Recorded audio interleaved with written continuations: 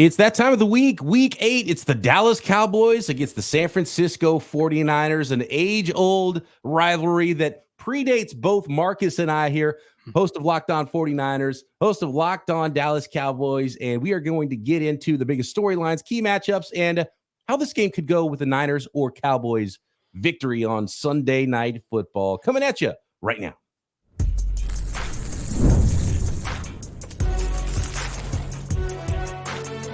You are Locked On NFL Crossover, part of the Locked On Podcast Network. Your team every day.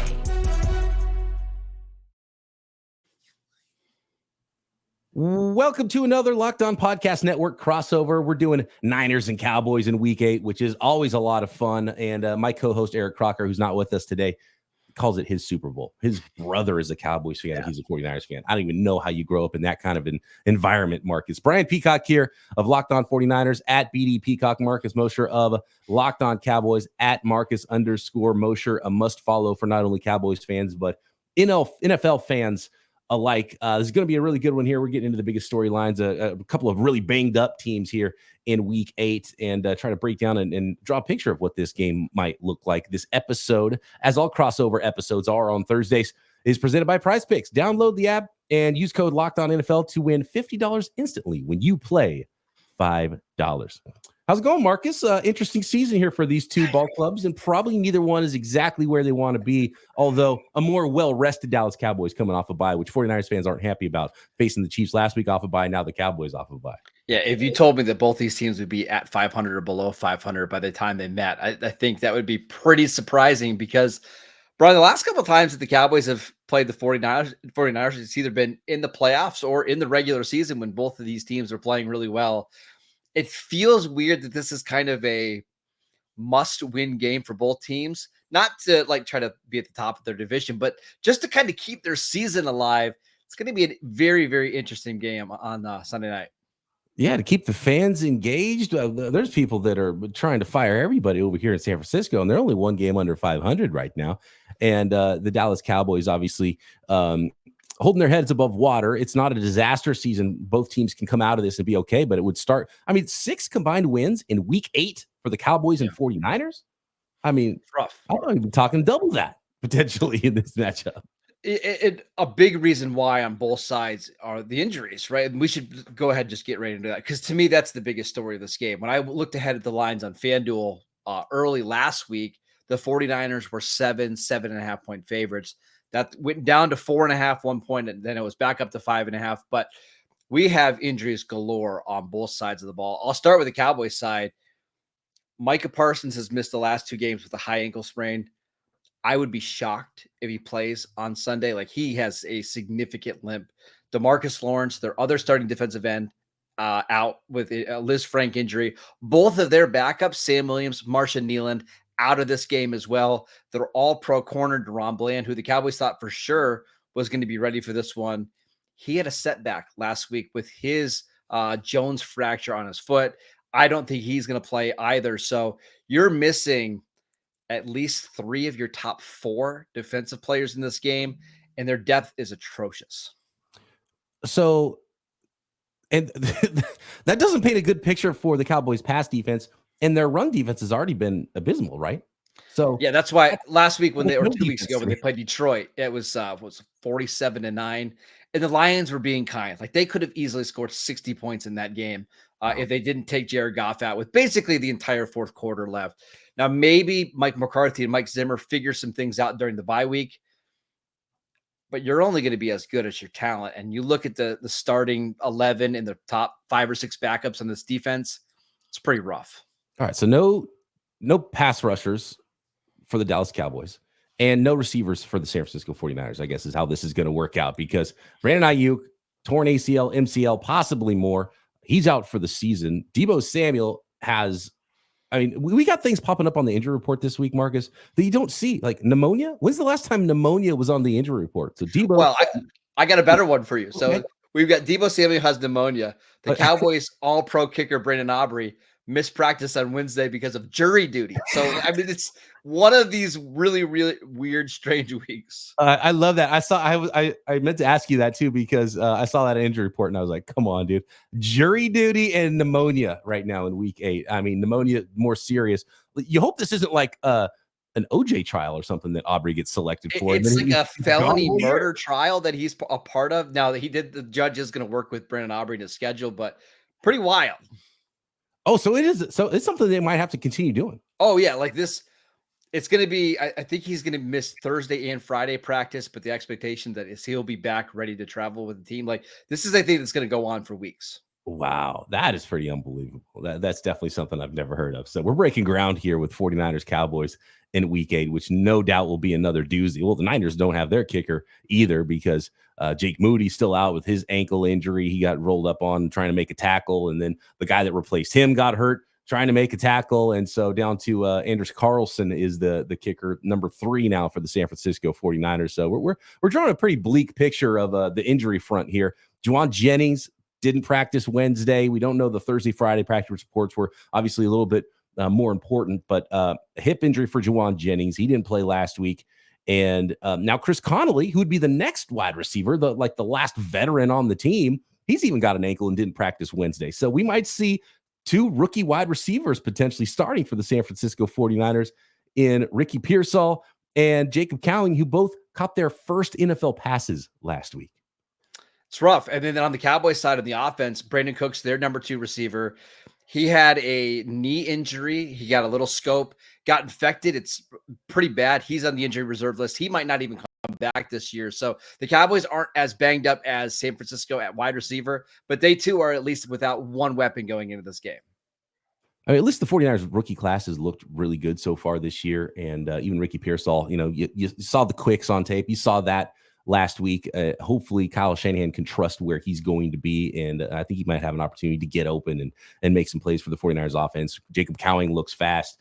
Dominic Pooney has come in and looked like a Pro Bowler at right guard. He's been the second best offensive lineman on the team this year, right out of the gate, stealing away Spencer Burford's right guard starting job. And then you have Malik Mustafa, who's been starting games at safety. And now Renardo Green is a top 3 corner on this team now.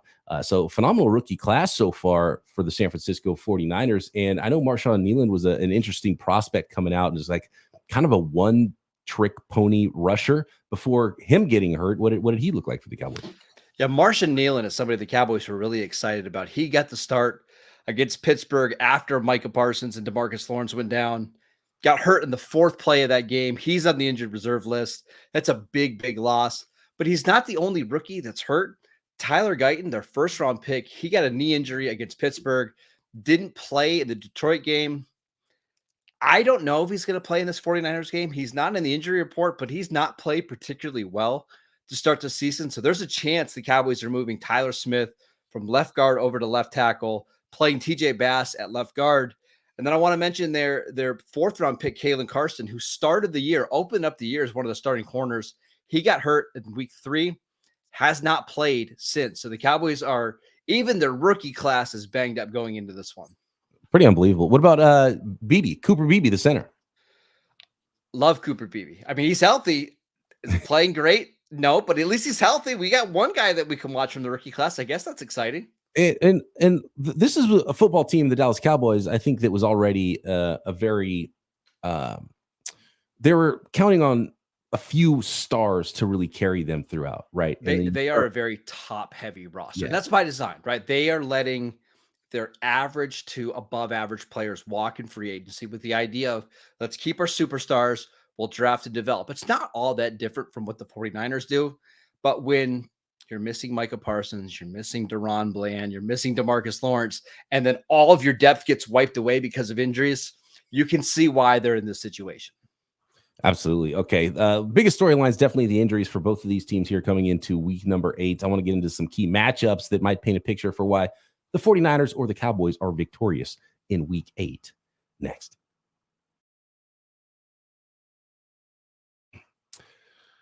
Today's episode is brought to you by Zbiotics and pre-alcohol, which I'm a fan of. And I got to be honest, I was skeptical when the package showed up And I like to have a cocktail or two, right? And so I've put it to the test. It's like, all right, let's see. The first day I got it, it's like, honey, sorry, this is for work. This is important. Got to have a few drinks tonight. See how this goes. It's super easy. All you do, pre-alcohol for the best results. You make pre-alcohol your first drink of the night. Second step is drink responsibly, hydrate, all that, get a good night's sleep. Don't be crazy. And enjoy the next day. Wake up feeling fresh tomorrow and take on the day. And that's exactly what it was for me. And I went to a concert and went back-to-back nights to a concert. And the second day I felt great and was able to go get some cheap tickets and go rock out a second night in a row, even after drinking on night number one. So pre-alcohol probiotic drink by Zbiotics is the world's first genetically engineered probiotic. And I can attest it absolutely worked for me. And it's actually, when you drink, alcohol gets converted into toxic byproduct in the gut. And it's this byproduct, not dehydration, that's to blame for your rough next day. So go to zbiotics.com/lockedonnfl and try for yourself. And as you learn more, get 15% off your first order when you use code LOCKEDONNFL at checkout. Zbiotics is backed by 100% money back guarantee. If you're unsatisfied for any reason, they'll refund your money. No questions asked. Remember to head to zbiotics.com/lockedonnfl and use code LOCKEDONNFL at checkout for 15% off.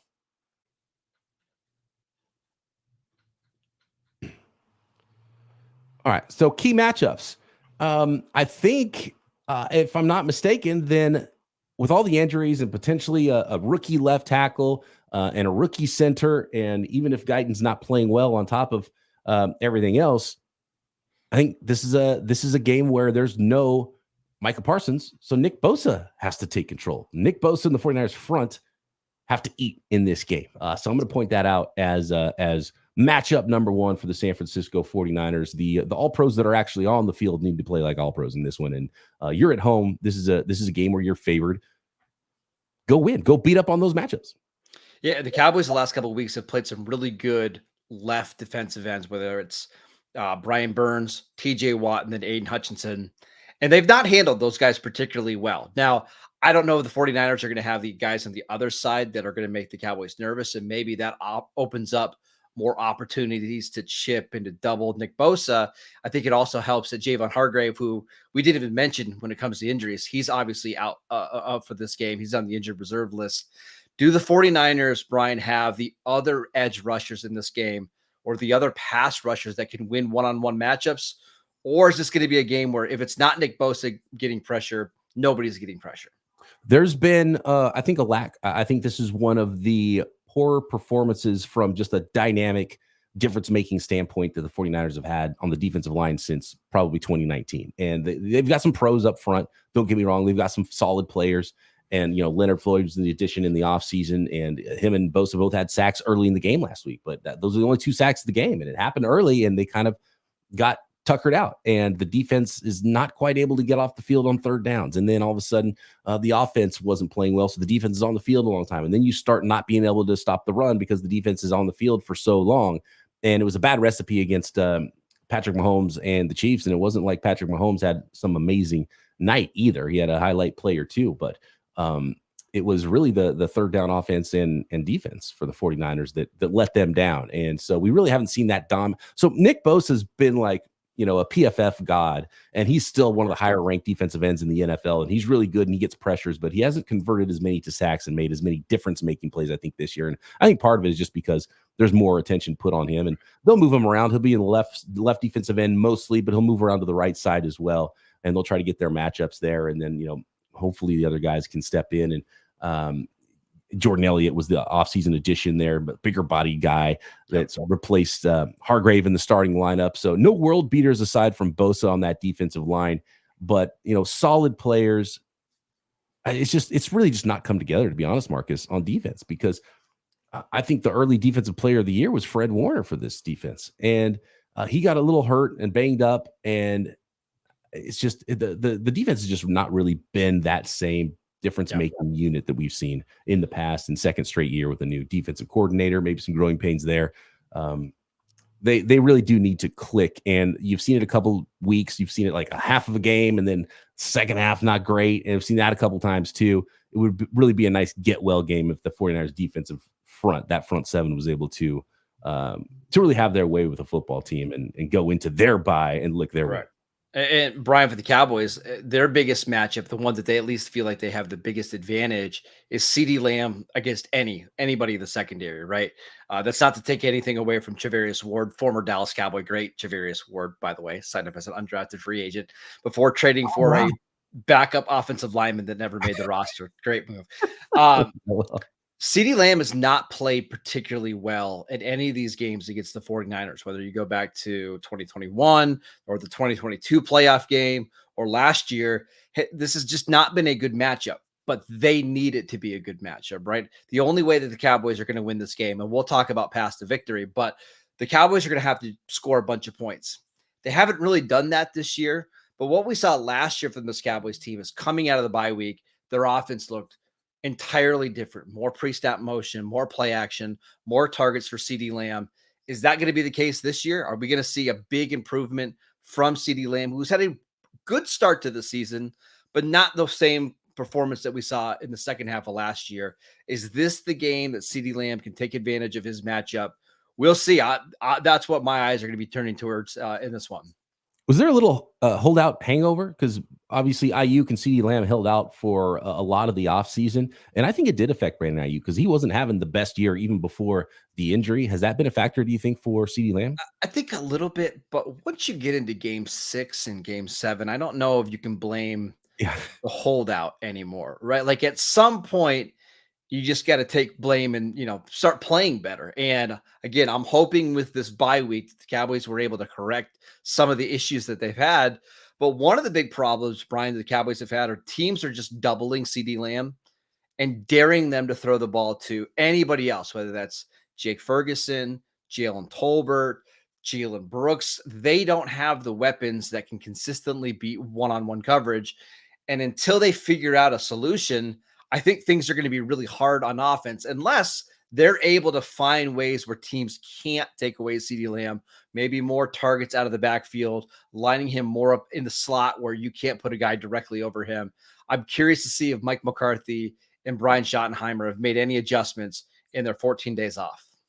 That's the matchup I think I really like too is Diamador Lenore, who's become the best defensive back on the 49ers roster and might actually have made himself a little scratch as he becomes a free agent this offseason. And he's a guy who starts outside but moves inside to the slot. So I think in a lot of third down situations, we're going to see a lot of CeeDee Lamb versus Diamador Lenore. And I think that's a fun matchup, a fantastic matchup. And yeah, you probably need to have a guy over the top as well and pay as much attention to him because obviously the other names, they're good football players, but Jalen Tolbert and Jalen Brooks and, Devontae Turpin's got the speed. He's a good return man, but there's not a lot of other pieces that scare you. And that continues into the backfield with Rico Dowdle and Zeke Elliott. And to be honest with you, I thought Hunter Luepke was going to be a San Francisco 49er and potentially be the next Kyle Juszczyk for Kyle Shanahan.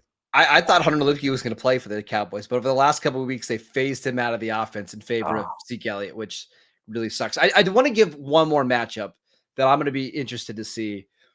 One of the reasons why the Cowboys hired Mike Zimmer was they believe that his style of defense best suited playing the Kyle Shanahan type offense, right? This play action offense, a lot of wide zone. Now, they haven't played against it a lot recently. I mean, Ben Johnson has parts of it, but this is his first test. This is why Mike Zimmer has been brought in. I'm really curious to see what Kyle Shanahan does against Mike Zimmer.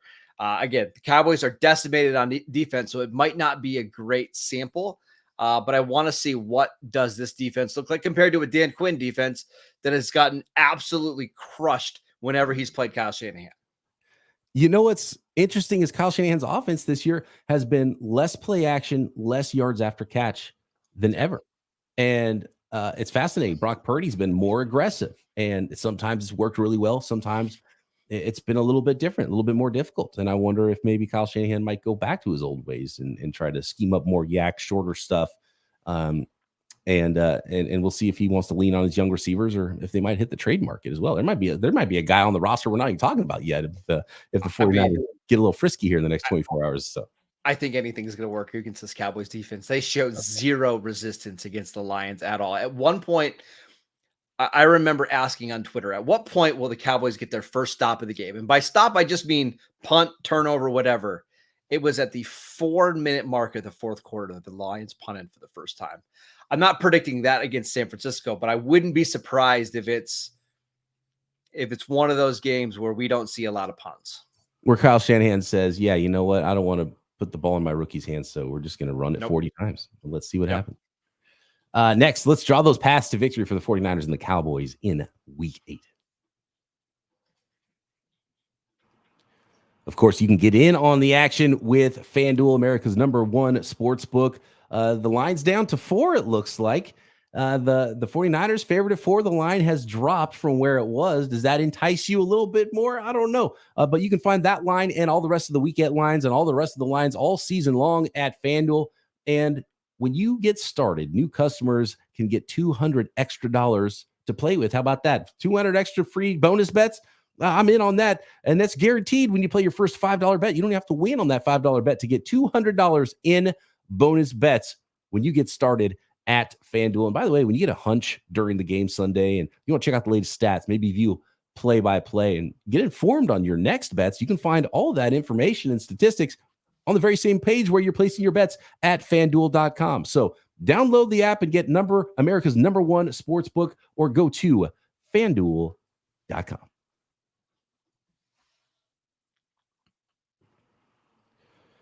So one more key matchup that and you hope the 49ers can just run the Cowboys off the field and special teams don't matter. But or maybe Aubrey's had some sleepless nights and he's got these murder pictures painted in his head, affecting his kicking. But you got one of the best kickers, if not the best kicker in the league right now. Fantastic return man, been good on special teams coverage units as well. It's the #1, according to DVOA, special teams in the NFL for the Dallas Cowboys against the number 31 special teams for the San Francisco 49ers, who have let returns happen. Some weird stuff in the kicking game. Obviously, they're on their 3rd kicker. And the kicking field goals hasn't even been the worst part of their special teams either. Yep. So just last week, it was just comical. The game ended on a Mitch Wisnowski, the punter, an onside kick attempt. And he almost completely missed the ball. And the ball is just spinning. And it went about 2 feet, and the entire team is just in there looking at this ball as the game is ending and they're losing. And it almost added some levity to that loss against the Kansas City Chiefs for the 49ers. So special teams has not been good. If this is a close game, obviously the third phases can be big, and that absolutely goes to the Cowboys here. Yeah, the Cowboys have been awful on offense, awful on defense, but they got the best special teams unit in the league because they have a kicker that can kick. He can kick a 71-yard field goal. We've seen Mike McCarthy line up trying to have Brandon Aubrey kick a 70-yard field goal. He hit a 67-yard field goal back in week 1 with plenty of room to spare. But it's not just the field goal game that they're good at. They've kind of figured out this dynamic kickoff thing in terms of they're not kicking the ball back to the back of the end zone. Brandon Aubrey's done a really good job of bouncing the ball inside that landing zone, inside the 20-yard line, forcing teams to either down the ball, taking it at 20, or returning it. And the Cowboys coverage unit has been awesome. That is one area where I think the Cowboys might have an advantage. And then in the return game, I don't know. I'm sure nobody studies special teams on all 22. I get it. It's not that fun. But what the Cowboys have been doing in the return game is Kevontae Turpin, their main returner, takes the ball, and then they'll always have a looping returner on the other way. And Turpin will either toss it to him or he'll take it. It just freezes the entire kick return unit for a half second. And it's why he's leading the NFL in return yards this year. I remember they lined up for that 71-yarder. What happened? Like somebody called a timeout or something, right? Yeah, somebody told them, well, the wind started to change a little bit, and they were afraid of the Browns potentially trying to return it. Okay. But we've seen him in practice kick 71-yarders, and it's not a concern. Are we looking at the under then of the 45.5 points with the picture we've painted here? Okay. No, because the thing is the 49ers, even as banged up as they are on offense, I have a hard time not seeing them score 24, 27 points. And once you get into those kind of games, I do think there's some potential for the Cowboys to have a little bit of a backdoor cover. I think the over is going to hit pretty confidently. Well, the Cowboys got to get more than 9. All right. You would think they would this week. I mean, they kind of have to be better on offense than they were last week, right? They have to. So we've kind of painted what those pictures might look like for a Cowboys or 49ers win, but what is the path? What does the Cowboys win look like? Yeah, it's going to have to be their offense. And that's what was so disappointing about the Lions game. I think everybody going into that game knew the defense was going to struggle. We thought that the Cowboys offense needed to turn the game into a shootout. And their first 3 drives were field goal, red zone turnover, punt. If you do that against the 49ers, the game is going to be over, right? They need this offense to score 17 points in the first half of this game. Turn it into a shootout because you do have more weapons than the 49ers have right now. Make it a quarterback versus quarterback game, because I do think there is a chance that the Cowboys could win that type of game. But if it's a game where Dallas is trying to play ball control and lean on the defense, they have no chance. The 49ers have lost numerous games this year where they won time of possession too. So that path, even though I think that's the path Kyle Shanahan wants, he's going to want the under. He's going to want to carry the ball 40 times. I think there's going to be a run heavy scheme here, and they're going to force the Dallas Cowboys to make it prove they can stop that run. But the Niners haven't had a problem moving the ball down the field. It's when they get to the red zone, it's getting into the end zone. So that's a huge one for me, is the 49ers putting up 6s and potentially leaning on Brock Purdy with a young group of wide receivers to maybe use his legs around the red zone and take it in himself, or just, brute force, use that run game and hopefully be able to win the game on the ground. I think that's the way Kyle Shanahan would like to play this one, and then get some more guys healthy after the bye and have. Do we think Jennings plays in this one? Yeah, I thought the reports aren't good to start the week. I thought he might have had a chance this week, but it's really hard to tell right now. He's got to get in at least a limited practice. And then again, I don't know, pneumonia doesn't heal in a week, right?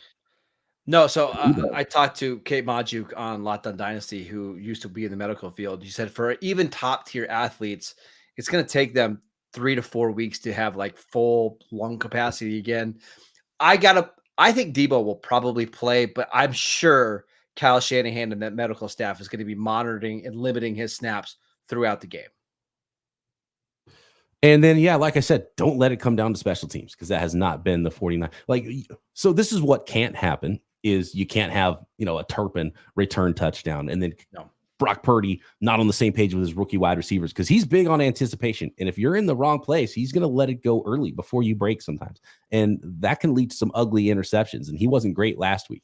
And so if it is a shootout, then that does absolutely bode well for the Dallas Cowboys. You don't want it to come down to special teams, and you don't want it to come down to rookie wide receivers, even though I think they're both very talented guys. I think Kyle Shanahan would prefer to lean on the running game in this one. And everybody loves Ricky Pearsall. I think he's going to be a good receiver. This is still a Sunday night football game against I don't want to call it that Cowboys a big time opponent, but it's a big time rivalry game, right? This is probably going to be one of the most watched games of the NFL season. And I think this is true for both teams. They have a lot of young players playing on both sides of the ball. Whichever one of those young players steps up and performs above expectations, that's probably going to be the team that ends up winning. It doesn't matter who's out there. It's 49ers Cowboys. It's prime time, Sunday night football. The crowd is going to be going crazy. Marcus, you and I could be out there on the field, and the fans are going to be hyped for it. And so I'm going to be hyped for it as well. I can't wait for this one. It's going to be a lot of fun. Should be great. Absolutely. All right. Thanks, everybody, for tuning in to another Locked On Podcast Network crossover. I am Brian Peacock of Locked On 49ers. That is Marcus Mosher of Locked On Cowboys. Make sure you are subscribed to both Locked On Niners and Locked On Cowboys on YouTube and everywhere you get your podcasts. And of course, both of us will be back tomorrow with our next episodes, and after the game, talking about hopefully a San Francisco 49ers win at home against those Dallas Cowboys. All right. Thanks, everybody, for tuning in. Talk to you next time right here on the Locked On Podcast Network.